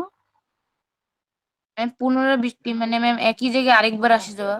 হ্যাঁ, দশা মানে কি মানে তোমার একই অবস্থান, একই অবস্থা হবে। মানে তোমার ভেলোসিটি যদি নিচের দিকে থাকে, তোমার বেগের দিক যদি নিচের দিকে থাকে, তুমি আবার কখন নিচের দিকে আসবা, কাইন্ড অফ এরকম। এটাকে আমরা বলি হচ্ছে দশা। তো এখানে আমার দেখতে হবে যে দশা সেম আছে কোনটা। যেমন আমি তোমাকে যদি বলি ৪ নাম্বার, এর মতো সেম দশায় কি আর কেউ আছে? আর থাকলে কত এখানে নেই। নাম্বারটা? এখানে নেই। সেটা ৮ নাম্বারের পরেরটা হইতো, তাই না? ৯ নাম্বার হয়তো হইতো। আচ্ছা, ঠিক আছে। আরেকটা ধরি তাহলে। তাহলে বলো তো ৩ নাম্বারের মতো সেম দশায় কি কেউ আছে? হ্যাঁ, ৬। কত নাম্বার? ৬। দেখি আমি। ৬ না, এই যে দেখো ও ৩ এর একটু ডিরেকশনটা বড় কোন আছে। দিকে? উপরের দিকে। আর বলো তো ৬ এর দিক কোন নিচের দিকে? দিকে। এই যে এটাকে তাহলে বলে ওরা দেখো সেম অবস্থানে আসছে কিন্তু ওদের দশা কি ম্যাচ করছে? না, তাহলে কি ৭? না। হ্যাঁ, এরকম আমরা খুঁজে বের করবো। যেমন এর পরেরটা কত? ৭। Very good. তাহলে ৩ এর মতো সেম দশায় কে আছে? ৭ আছে। তুমি কি প্রায় বুঝছো? সেম। এক্সাক্টলি সেম, একদমই সেম। ঠিক আছে? ইয়া কি বুঝছো? আদমি তো বুঝছো, আর রাজ বুঝেছো? Yes ma'am. এটাকে আমরা বলি হচ্ছে দশা। তো তুমি যখন একটা পূর্ণচক্র সম্পন্ন করবা তোমার কাজ কি জানো? দশা খুঁজে বের করা। যেমন তুমি বলো তো এখানে যে পয়েন্টটা আছে, তুমি যে এক্সাম্পলটা দিছিলা পানির ঢেউ, এই পয়েন্টের বেগ কোন দিকে? এই দিকে যাচ্ছে না? জি ইয়েস ম্যাম। ম্যাম। হ্যাঁ, তাহলে ওর মতো সেম দশায় কে আছে আসো তো দেখি। আমি তোমাদেরকে কিছু পয়েন্ট করে দেই, তোমরা আমাকে বলবা। হ্যাঁ, ও হচ্ছে এ। তাহলে এর মতো কে আছে? তাহলে এর মতো এর মতো দশায় কোন পয়েন্ট গুলো আছে? এ দিলাম এটা, এই পয়েন্টটার নাম দিলাম হচ্ছে বি,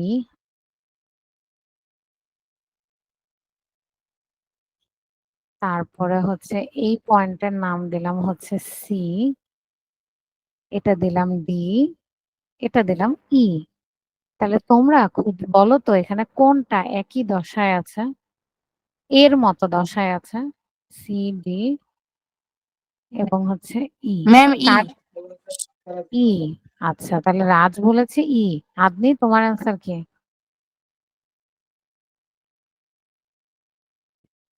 ম্যাম হচ্ছে যে মানে ডি আর মানে প্রশ্নটা যেটা একবার করতে।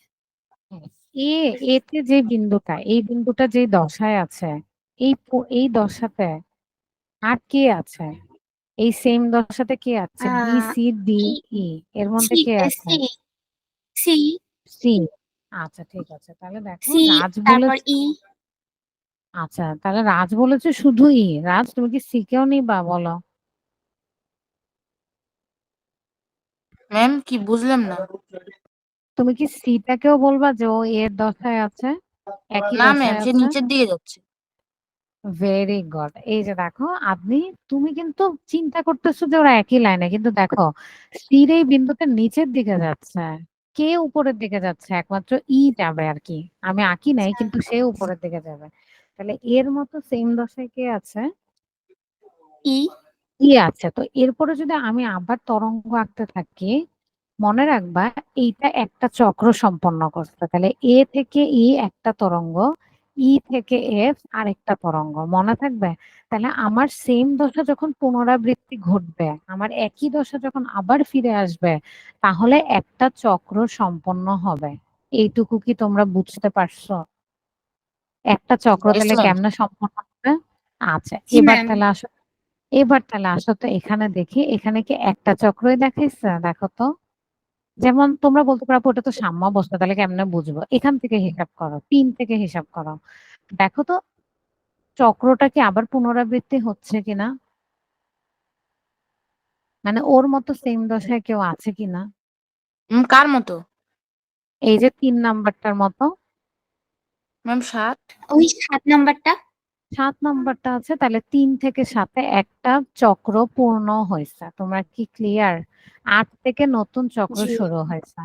এর মধ্যে দেখো একবার সে উপরে উঠছে, নিচে নামছে, উপরে উঠছে। তার মানে দেখো রাজ বলছিল অর্ধেক সময় সে একদিকে থাকবে, বাকি অর্ধেক সময় সে অন্যদিকে থাকবে। ঠিকই তো। শুরু করছে সে উপর দিয়ে আর মাঝে সে নামছে। আবার যখন সে উপর দিয়ে শুরু করবে তখন থেকে আমার নতুন সাইকেল শুরু হবে। ক্লিয়ার? এইটুকু ক্লিয়ার?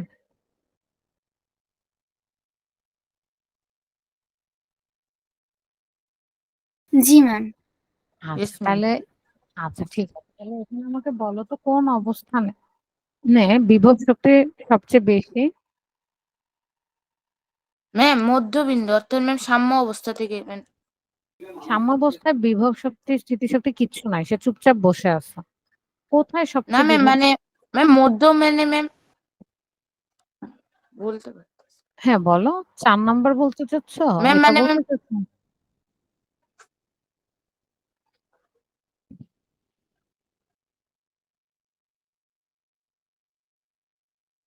আচ্ছা আমি বলে দেই।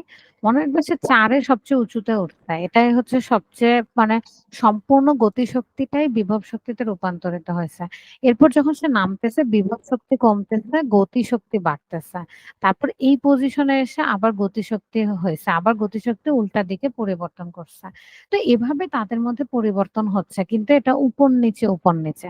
তাহলে এটাও কিন্তু এক ম্যাম ধরনের মূল তরঙ্গ। বিন্দু। মূল বিন্দু থেকে উপর নিচে। বুঝিনি, কি বলছো? ম্যাম মূল বিন্দুতে সব থেকে বেশি হ্যাঁ, হয়। মূল বিন্দু না মানে, এটা কিন্তু মূল বিন্দু বলতে মানে কিছু ম্যাম না, মানে দুইটাই সাম্য। যদি এক জায়গায় মানে অতিক্রম করে। আচ্ছা ঠিক আছে, এটাকে বলা হয় সাম্য বিন্দু বা সাম্যাবস্থা। এটা কিন্তু অন্য জিনিস। মনে রাখবা ও যখন সবচেয়ে উপরে উঠবে, যে থেমে যাবে সেই জায়গাটায় বিভব শক্তি সবচেয়ে বেশি থাকে। ঠিক আছে, এরপর যখন সে আবার চলা শুরু করে আবার তার গতিশক্তিতে রূপান্তরিত হয়। আচ্ছা তাহলে এই জিনিসটা একটু দেখায় দেই। একটা সাইকেল বা একটা চক্র সম্পন্ন হতে যে সময় লাগে তাকে আমি পর্যায়কাল বলবো। ঠিক আছে, ক্লিয়ার এতটুকু? তাহলে একটা চক্র সম্পন্ন হতে যে সময় লাগে তাকে কি বলা হয়? পর্যায়কাল। তাহলে এখন যদি আমি তোমাদেরকে স্পন্দন গতির সংজ্ঞা চাইতাম তাহলে তোমরা কি বলবা? পর্যায়কালের অর্ধেক সময় একদিকে, বাকি অর্ধেক সময় বিপরীত দিকে, তাই না? জি ম্যাম। হ্যাঁ, তাহলে সরল স্পন্দন গতিতে গতিশীল বস্তু যখন একদিকে সর্বোচ্চ দূরত্বে যায় সাম্যাবস্থা থেকে, তার সেই দূরত্বকে বিস্তার বলে। তাহলে এখানে কোনটা বিস্তার? এই যে এটা হচ্ছে বিস্তার। এই পুরা লাইনটা হচ্ছে সাম্যাবস্থা। সাম্যাবস্থা থেকে সবচেয়ে উপরে গেছে মানে সবচেয়ে দূরে গেছে। এটাকে আমি বিস্তার বলবো। এটাকে বলে বিস্তার। তোমরা কি বুঝছো? জি ম্যাম। এটা হচ্ছে বিস্তার। রাজ বুঝতে পারছো? Yes ma'am. এবং বিস্তার কিন্তু উপর নিচে সেম হবে, এমন না যে উপরে গেলে অনেক বেশি হবে নিচে গেলে অনেক কম হবে, ঠিক আছে? সো বিস্তার বা এটাকে আমরা অনেক সময় ইংলিশে বলে অ্যামপ্লিটিউড, তো বিস্তারটা উপরের নিচে সেম হবে। ক্লিয়ার? আচ্ছা, তো সবচেয়ে দূরত্বের যে গেলে উপরে নিচে যে দূরত্বটা যায় সেটাকে কি বলছি? বিস্তার বলতেছে। আচ্ছা, এটা তো আমার অনেক জুম করে এঁকে ফেলছে। এবার আসো, তাহলে আমি যদি এখানে বিস্তার দেখাই, বিস্তারকে সাধারণত এ দিয়ে প্রকাশ করে, ছোট হাতের এ। তাহলে বলতো এখানে আমি যদি একটা তরঙ্গ আঁকি, একটু আঁকাবাঁকা হয়ে গেছে, এটা হচ্ছে আমার বিস্তার, ঠিক আছে? সর্বোচ্চ চূড়া থেকে সাম্যাবস্থা, এটাও আমার সেম। আমার চিত্রটা সেম হয় নাই, কিন্তু এটা সেম হবে, ঠিক আছে? ক্লিয়ার? এখন আসো, সরল স্পন্দন গতির দোলনকাল একটি নির্দিষ্ট অবস্থার জন্য সবসময় নির্দিষ্ট থাকে, তাকে বাড়ানো বা কমানো যায় না। দোলনকাল পরিবর্তন করতে হলে সেই নির্দিষ্ট অবস্থার পরিবর্তন করতে হয়। হ্যাঁ, দোলনকাল কাইন্ড অফ একটা গতির জন্য ফিক্সড। তুমি যদি একটা পেন্ডুলাম কিনে আনো, তার দোলনকাল ফিক্সড হয়ে যাবে, ঠিক আছে? তো যখন এই বিষয়ে আরো জানবে তখন দেখবে যে, যেমন ধরো আমাকে তুমি দোলনায় ধাক্কা দিলা, একটা স্পিডি যদি মেনটেন করো আমার দোলনকাল ফিক্স থাকবে। আমার গতি যদি বাড়ায় দাও আমার দোলনকালও চেঞ্জ হয়ে যাবে। আচ্ছা, তো এখন আসলে আমি একটা ঘড়ি কিনে আনলাম, সেই সরল দোলকটা, যেটার এক্সাম্পল আমাকে আপনি দিচ্ছিল, সেই সরল দোলক, দোলক দেখতে কিরকম বলো? এরকম একটা গোল থাকে, সেটা এভাবে রশি দিয়ে বাঁধা থাকে সুতা দিয়ে, তাই না? জি জি ম্যাম। ম্যাম। এই সুতার দৈর্ঘ্যটা এল, ঠিক আছে?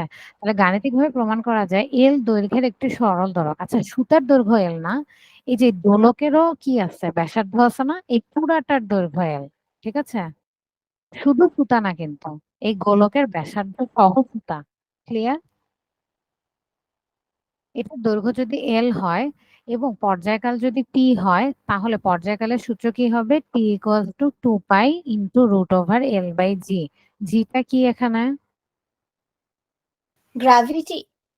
অভিকর্ষজ ত্বরণ, gravitational acceleration, not just gravity. Gravity মানে কিন্তু ফোর্স, মানে বল। এটাকে কি বলে? শুধু গ্র্যাভিটেশনাল ত্বরণ মানে এক্সিলারেশন, অভিকর্ষ। গ্র্যাভিটির কারণে যে ত্বরণ হয়। ভেরি গুড, অভিকর্ষজ ত্বরণ বা মাধ্যাকর্ষণ জনিত ত্বরণ। তাহলে এটার সূত্র হচ্ছে T equals to 2 pi root over L by g. এটার মধ্যে সম্পর্ক কি? এটা বাড়াইলে কি হয়, জি কমাইলে কি হয়, চাঁদে নিয়ে গেলে কি হয়, পাহাড়ের উপরে উঠাইলে কি হয়, এগুলা নিয়ে আমরা নেক্সট ক্লাসে জানবো। তাহলে তোমরা এই 6.1টা পড়ে আসবা। তোমরা কি পারবা? যদিও তোমাদের এক্সামের পড়াটা একটু পড়বা, এরপরে যদি সময় পাও এই পর্যন্ত পড়ে আসবা। ক্লিয়ার?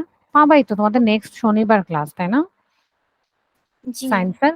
হ্যাঁ, সো Yes, এর ma'am. মাঝে এটা পড়ে আসো, ঠিক আছে? Okay ma'am. আচ্ছা, আর বাকিদেরকেও বইলো এক্সামের কথাটা একটু কনভে করে দিও মেসেজটা সবাইকে। তাহলে আজকে এই পর্যন্তই পড়ো। আচ্ছা ম্যাম। আসসালামু আলাইকুম। আসসালামু আলাইকুম। ওয়ালাইকুম আসসালাম।